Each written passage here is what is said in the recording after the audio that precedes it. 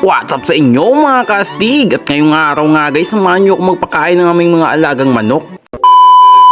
At bago ako magpakain ng manok guys, kinuha ko muna dito yung feeds. At bali yung pinapakain pala namin guys sa aming mga manok ay crumble. Kaya let's go na, samahan nyo na ako magpakain ng aming mga alagang manok. Kaya dito guys ay pumasok na ako sa kulungan ng aming mga manok. Bali dito pala guys nilalagay yung mga pagkain ng aming mga manok. Balihin natin namin dito guys yung sirang gulong ng sasakyan para meron kaming lalagyan ng pagkain ng mga manok. Mas maganda kasi guys pag dito nilagay yung mga pagkain nila. Kitang-kita nyo naman guys na hindi nasasayang yung mga pagkain nila dito. At sa kulungan na to guys ay dito naman namin nilalagay yung mga sisiw. Kaya dito guys ay binigyan ko na sila ng feeds. Tingnan nyo naman guys, parang hindi na ako makalagay ng feeds sa kanilang lalagyan. Grabe guys, sobrang dami talaga ng aming mga sisiw dito sa bukid. Maganda kasi ngayon guys magpadami ng mga manok dahil hindi maulan. At naglagay na din ako dito guys sa kabila dahil hindi makakain yung iba. At ang susunod pala natin papakainin guys ay itong mga 45 days.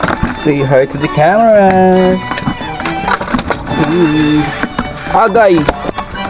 Napaagay na ako dito guys dahil tinukan nila yung kamay ko dahil sobrang gutom na nila. Kaya agad ko naman sila ditong binigyan ng feeds guys para hindi na sila manuka. At nakita ko dito na wala na pala naman yung kanilang tubigan kaya kinuha ko na dito at lalagyan natin ng tubig. At ito pala guys yung ginawa kong pintuan ng kulungan namin. Tingnan nyo naman, gawa lang yan sa kawayan. Kinuha ko na muna yung mga lalagyan ng tubig nila guys dahil wala nang laman. Sa init pa naman ng panahon ngayon guys ay kailangan talaga ng tubig ng ating mga manok. Kaya dito guys ay inugasan ko muna yung tubigan nila bago lagyan natin ng tubig. Kasi minsan guys dito din nakukuha ng mga manok natin yung sakit dahil meron ditong mga laway nila. Kaya kinuskus ko na dito guys ng screen para mawala yung mga laway at saka mga bakterya dito. At pagkatapos ko dun sa isa guys ay sinunod ko naman tong isa. Kailangan talaga natin tong linisin guys para maganda din yung inumin ng mga manok natin. Dumating din dito guys si Bonbon kaya binigay ko na sa kanya yung dalawang tubigan. At kung nakikita nyo guys ay may mga tali yung mga tubigan nila. Nilagyan ko talaga ng mga tali yan guys para hindi nila madumihan yung kanilang tubigan. Pinabuksan ko nga din pala guys dito kay Bonbon yung pintuan ng kulungan namin para maipasok ko na dito yung tubigan nila. At baka pwede nyo din guys i-follow yung page ni Bonbon. Ilalagay ko sa screen yung page niya. At bali dito guys ay napabidyo muna ako kay Bonbon dahil itatali ko yung tubigan nila dito. At pagkalagay ko ng tubig guys tingnan nyo naman nag-aagawan sila dito dahil sobrang uhaw na yung mga sisiw natin. At ito pala guys yung mga alaga naming itik, baka gusto nyong bumili. Malawak pala to guys yung kulungan nila dahil pinalibutan namin to ng screen hanggang dun sa dulo. Sumusunod na pala sila dito guys kung saan ako pumunta dahil nagugutom na sila. Kaya agad ko naman sila dito binigyan ng feeds guys para hindi na sila sunod ng sunod.